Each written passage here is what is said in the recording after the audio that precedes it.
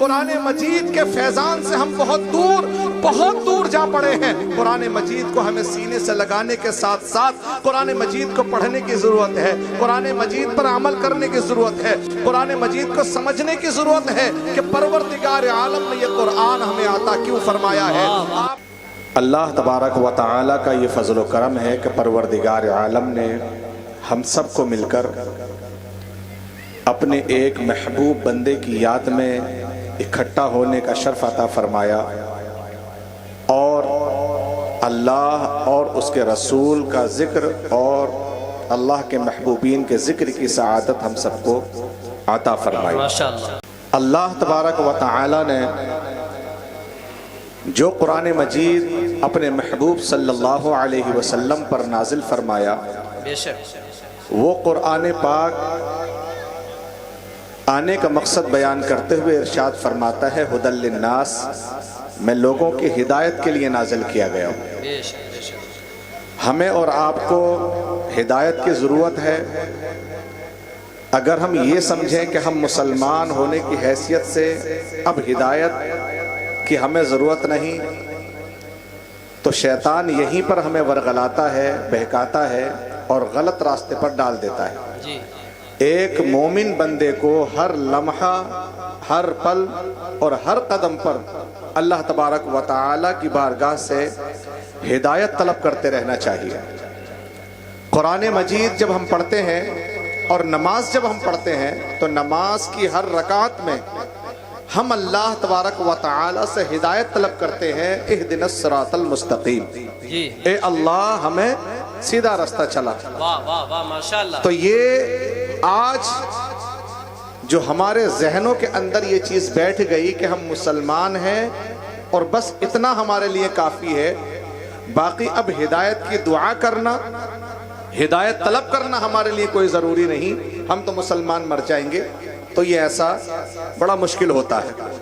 اللہ فرماتا ہے کہ ہر نماز کی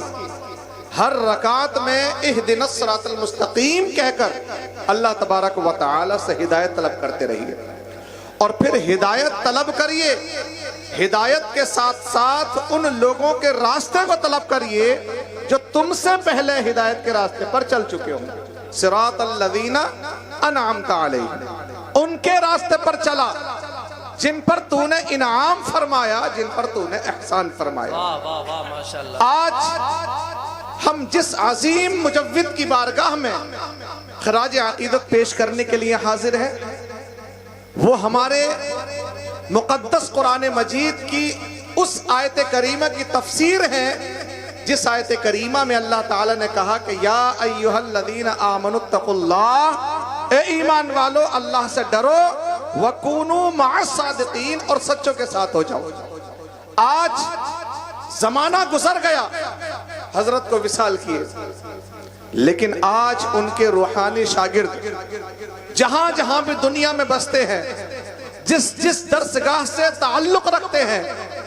یا وہ اپنے گھروں اپنے کاروباروں میں مصروف ہیں، لیکن زندگی کے کسی نہ کسی لمحے پر، زندگی کے کسی نہ کسی موقع پر یقیناً وہ اپنے استاد کو یاد کرتے ہوں گے اور ان کی بارگاہ میں کچھ نہ کچھ اپنی محبتوں کے نذرانے پیش کرتے ہوں گے۔ اللہ رب العالمین نے ہمیں تو قرآن ہدایت کے لیے عطا فرمایا، ھدی للناس کہہ کر،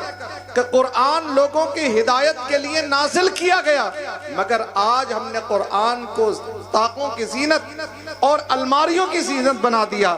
آج ہمارے گھروں میں اگر ہم دیکھیں تو کوئی ایسی روزمرہ کی چیز ہمیں نہیں ملے گی جو ہمارے استعمال کی ہو اور اس کے اوپر دھول جمی ہو یا گرد و غبار ہو، مگر جب کسی مسلمان کے گھر کو آپ دیکھیں اور اگر آپ تلاشی لیں کہ کون سی ایسی چیز ہے جس کو بہت دنوں سے دیکھا نہ گیا ہو، بہت دنوں سے کھولا نہ گیا ہو، بہت دنوں سے سجایا اور سنوارا نہ گیا ہو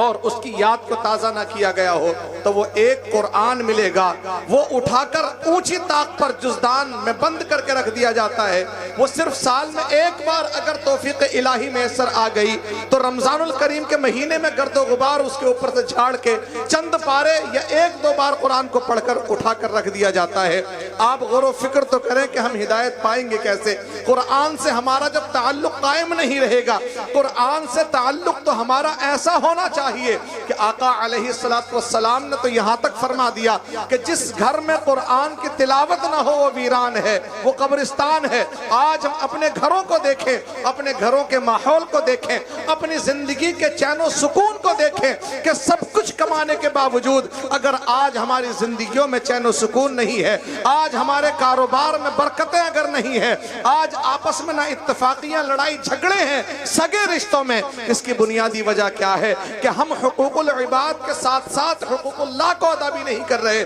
قرآن کا جو ہمارے اوپر حق ہے کہ ہم اس قرآن کریم کو پڑھیں، قرآن کریم کو سمجھیں اور پھر اس قرآن کریم پر عمل کرنے کی طاقت بھر کوشش کریں، تو یقیناً اللہ تبارک و تعالی بندے کے معاملات کو درست فرما دیتا ہے۔ لیکن آج ہم قرآن مجید کی تعلیم سے، قرآن مجید کی تلاوت سے، قرآن مجید کے احکامات سے، قرآن مجید کے فیضان سے ہم بہت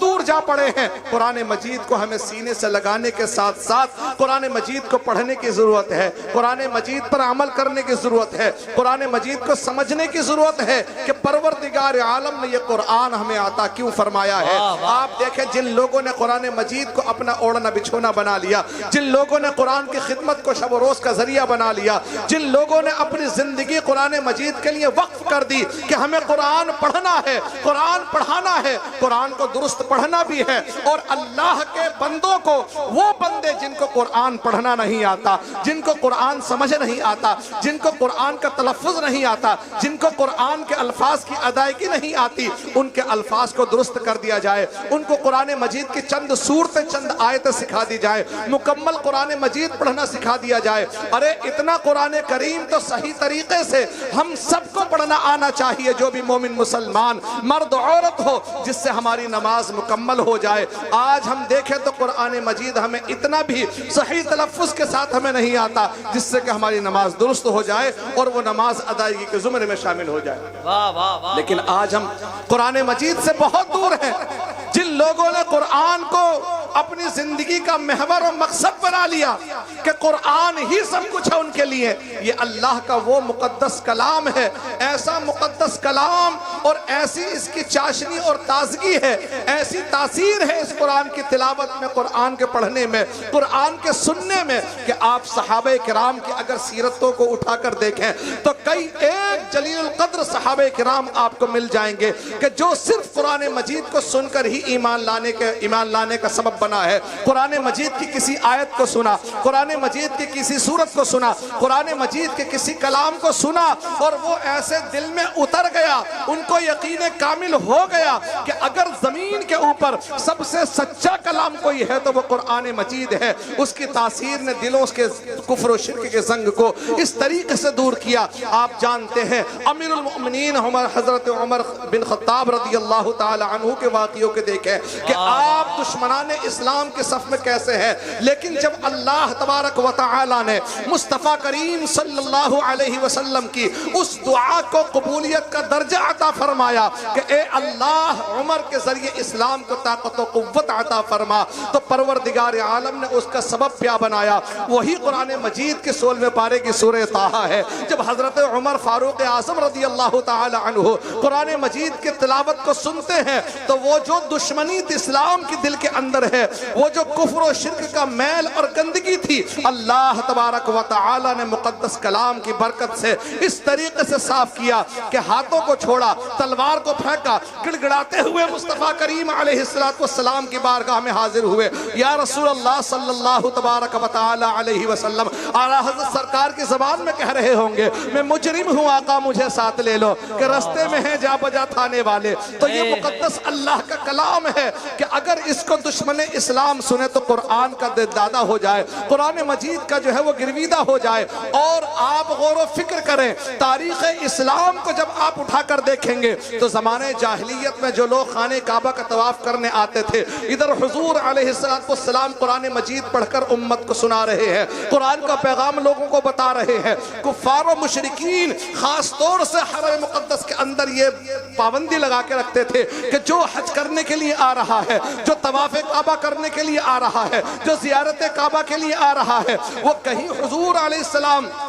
جو قرآن پڑھتے ہیں، جو کلام سناتے ہیں، کسی کے کانوں میں نہ پہنچ جائے، اس لیے کہ اس کو جس نے سنا ہے قرآن مجید کا جو فیضان ایسا ملا کہ وہ داخل اسلام ہوتا چلا گیا۔ لیکن کچھ ایسے بھی ہوتے ہیں کہ اللہ تبارک و تعالی کے قرآن کو سنتے رہے، نازل ہوتے ہوئے دیکھتے رہے، مصطفیٰ کریم صلی اللہ علیہ وسلم کی عظمتوں کو اپنی آنکھوں سے دیکھتے رہے، لیکن ان کے دلوں پر صم بکم عمی فہم لا یرجعون کی شکل میں ایسی مہر لگا دی کہ اب نہ حق ان کے کانوں کو سنائی دے رہا ہے، نہ زبانوں پر آ رہا ہے، نہ دل کے اندر اتر رہا ہے، نہ وہ آنکھیں دیکھ پا رہی ہیں۔ لیکن اللہ تبارک و تعالی جس کو ہدایت عطا فرما دے، قرآن کا نور عطا فرما دے، قرآن کا فیضان سے مالا مال کرنا چاہے، تو اگر وہ بلال حبشی ہو سبحان اللہ، ایک غلام ہے، تو پھر آقا علیہ السلام کے سب سے چہیتے مؤذن بنتے ہوئے نظر آ رہے ہیں۔ ایسے حضرت بلال حبشی کہ حضور علیہ السلام جب معراج کی شب تشریف لے گئے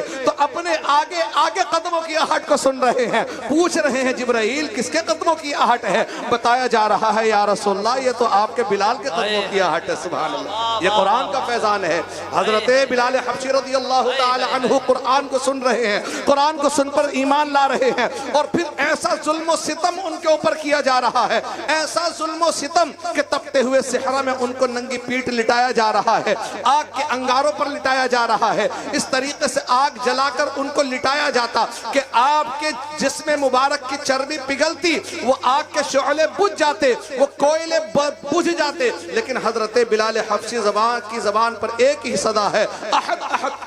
کی صدا ہے کہ لوگوں جان لینا ہے تو لے لو، اپنے ہمیں مارنا ہے تو مار دو، جان کو قربان کرنا ہے ہو جائے گی، لیکن جس پیارے محبوب کے دامن کرم کو تھام لیا ہے، جس نبی کا کلمہ پڑھ لیا ہے، جس قرآن کا نور بلال کے دل میں اتر گیا ہے، اس نور کو تو کوئی نہیں نکال سکتا۔ یہ تو صحابہ کرام کے زمانے کی باتیں ہیں، صحابہ کرام کے مقدس وجود کی باتیں ہیں۔ ہم تو دیکھتے ہیں قاری احمد ضیاء علیہ الرحمت و رضوان کو دیکھیں، آپ کے والد ماجد ضیاء الدین علیہ الرحمت و رضوان کو دیکھیں، ان کے والد ماجد حضرت محب الدین علیہ الرحمہ کو دیکھیں کہ کیسا ان تین نسلوں نے قرآن کے پیغام کو ایشیا کے اندر، صرف بر صغیر نہیں پورے ایشیا کے اندر ایسا عام کر دیا کہ آج اگر کسی بھی درسگاہ کا قاری ہے، اگر وہ قاری کی قاف سے واقف ہے تو وہ فیضان قاری احمد ضیاء کا ہوگا، قاری ضیاء الدین علیہ الرحمہ کا ہوگا، یا پھر قاری محب الدین علیہ الرحمہ کا ہوگا، اور یا پھر ان کے استاد قاری عبد الرحمن مکی علیہ الرحمہ۔ آپ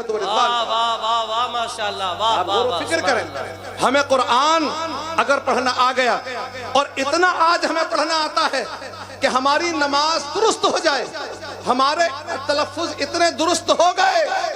ہم قاری تو نہ بن سکے۔ بہت سے لوگ عوام میں سے ہیں جو مستقل طور پر قاری نہیں ہے، جو سند یافتہ قاری نہیں ہے، یا وہ قرآن حافظ قرآن نہیں ہے، یا پورا قرآن ناظرہ بھی نہیں ہے، لیکن اگر ان کو درست طریقے سے اگر 30ویں پارے کی 10 سورتیں بھی آتی ہیں، اگر درست طریقے سے 5 سورتیں بھی آتی ہیں، اگر وہ بھی نہیں، اگر سورہ فلق و سورہ ناس درست طریقے سے اس کو آج پڑھنا آتا ہے، تو جب وہ اپنے استاد کو جس سے سیکھا ہے اس نے اگر سکھا دیا ہے تو وہ فیضان قاری احمد ضیاء ہی کا آپ کو ملے گا، وہ فیضان محب الدین علیہ رحمت و رضوان کا ملے گا، وہ قاری ضیاء الدین علیہ رحمہ کا فیضان ملے گا۔ آج اگر ایک عام بندہ بھی قرآن پڑھنا جانتا ہے اور اس کی ادائیگی تلفظ صحیح ہے، وہ اردو خواہ ہے، وہ بر صغیر کا رہنے والا ہے، تو یہ اسی ضیائی خاندان کی برکتیں ہیں سبحان اللہ کہ آج ہم قرآن مجید کو درست پڑھ کر اپنی نمازوں کو اللہ کی بارگاہ میں قبولیت کے درجے تک پہنچانے کی سعادت حاصل کر رہے ہیں۔ قرآن اتنا پڑھنا نماز کے اندر کہ جس سے نماز ہو جائے، جتنا کہ فرض ہے ایک بڑی آیت یا چھوٹی 3 آیتوں کے برابر پڑھنا، یہ تو لازم ہے، اتنا تو سیکھنا فرض ہے ہر مسلمان مرد عورت پر۔ لیکن آج ہمارا حال یہ ہے کہ ہم الحمدللہ بھی صحیح سے نہیں پڑھ سکتے، ایک سورہ فاتحہ ہمیں یاد نہیں، ہمیں قل هو اللہ احد یاد نہیں، ہمیں سورہ فلق و سورہ ناس بھی صحیح سے یاد نہیں۔ اے پیارے مسلمانوں، یہ احیاء تجوید و قرات کی جو یہ کانفرنس آج کی جا رہی ہے، یہ 25 سالوں سے سلسلہ جاری اور ساری ہے، مختلف مقامات پر اہل سنت کے پروگرام ہوتے ہیں، بتایا جاتا ہے کہ قرآن پڑھو، اس لیے کہ قرآن پڑھنے والا جب قرآن پڑھتا ہے تو اللہ تبارک و تعالی کے نوری فرشتے اس قرآن کریم کو سننے کے لیے آسمان سے زمین کی طرف نازل ہوتے ہیں، جہاں وہ قاری قرآن تلاوت قرآن کر رہا ہوتا ہے۔ اللہ تبارک و تعالی کے اس بندے کے قریب اتنے قریب آ جاتے ہیں وہ نوری فرشتے کہ اللہ تبارک و تعالی کے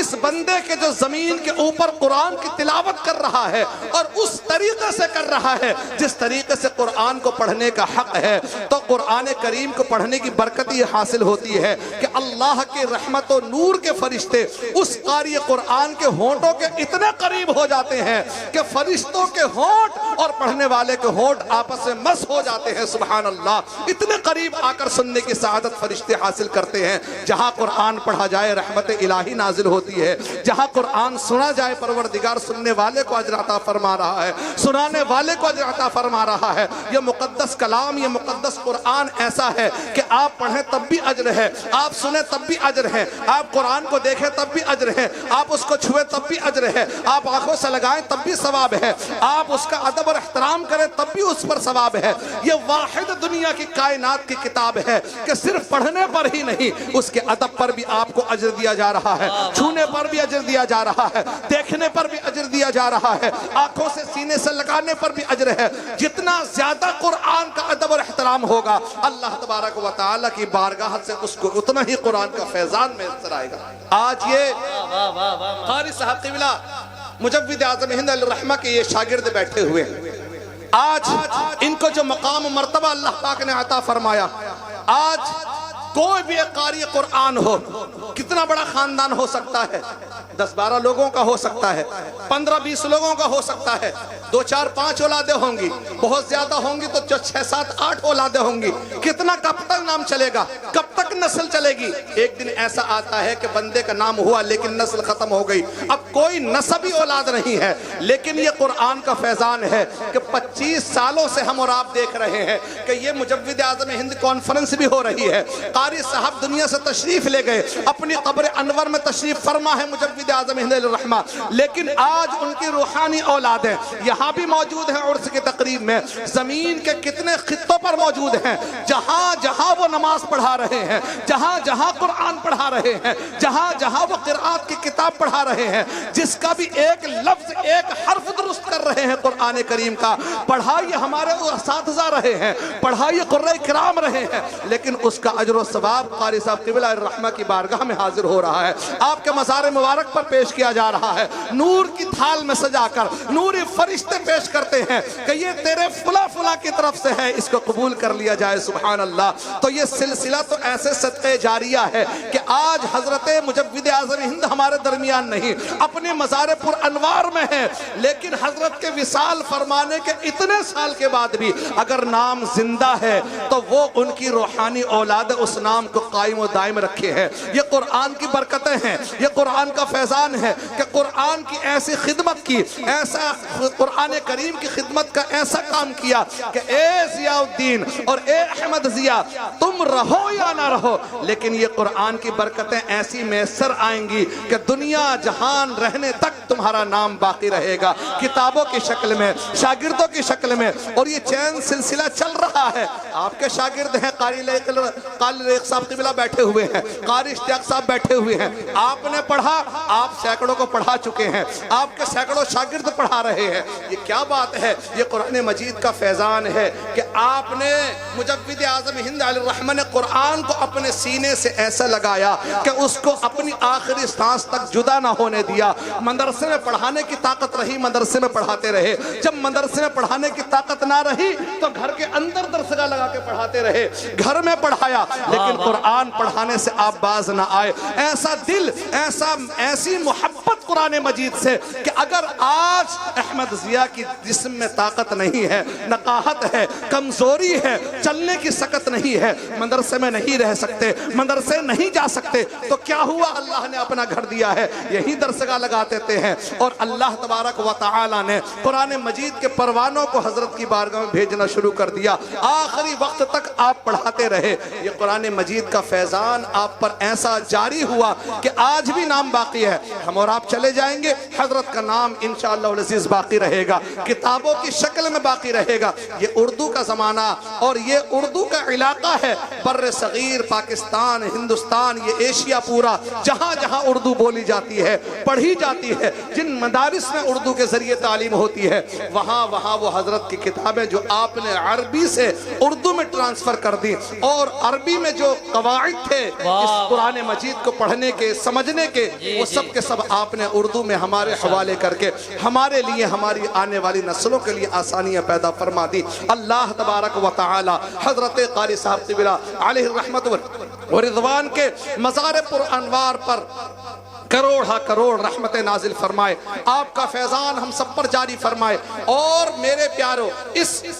پروگرام میں آپ آئے ہیں تو ہمیشہ یاد رکھیں کہ اس پروگرام سے سب سے زیادہ جس بات پر زور دیا جاتا ہے وہ یہ ہے کہ آپ قرآن مجید کو صحیح طریقے سے پڑھنا سیکھیں، صحیح طریقے سے پڑھنا سیکھیں، قرآن مجید کو اس انداز میں ورتل القرآن ترتیلا کی شکل میں کہ قرآن مجید کو، اے محبوب آپ قرآن مجید کو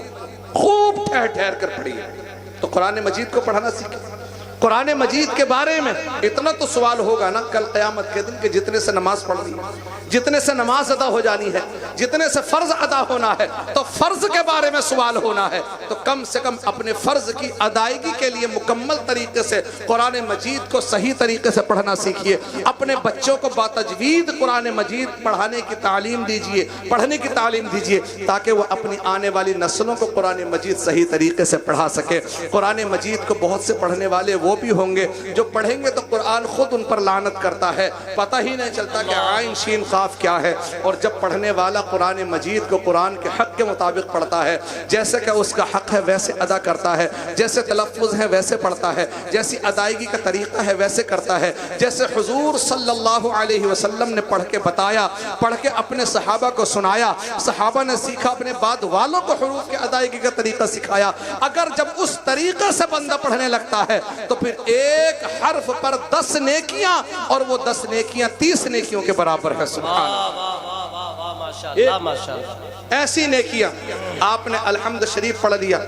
حدیث پاک تو بڑی مشہور ہے، آپ سنتے ہیں اکثر علماء سے، الف لام میم، یہ ایک حرف میں 3 ہو گئے، الف الگ ہو گیا، لام الگ ہو گیا، میم الگ ہو گیا، 30 نیکیاں صرف ایک کے پڑھنے پر۔ ایک الف لام میم پڑھا آپ نے، الف لام میم، اور 30 نیکیاں نام اعمال میں۔ پوری سورہ فاتحہ جب پڑھیں گے، 7 آیتوں کو پڑھیں گے، کتنا ثواب ہے، کتنے حروف ہے، جا کر گن لینا۔ پھر کوئی اور سورت پڑھیں گے، کتنا اجر و ثواب ہے۔ لیکن یہ کب ہے، یہ نیکیاں کب ہیں؟ جب قرآن مجید کو قرآن کے مطابق پڑھا جائے، قرآن کے طریقے کے مطابق پڑھا جائے۔ آپ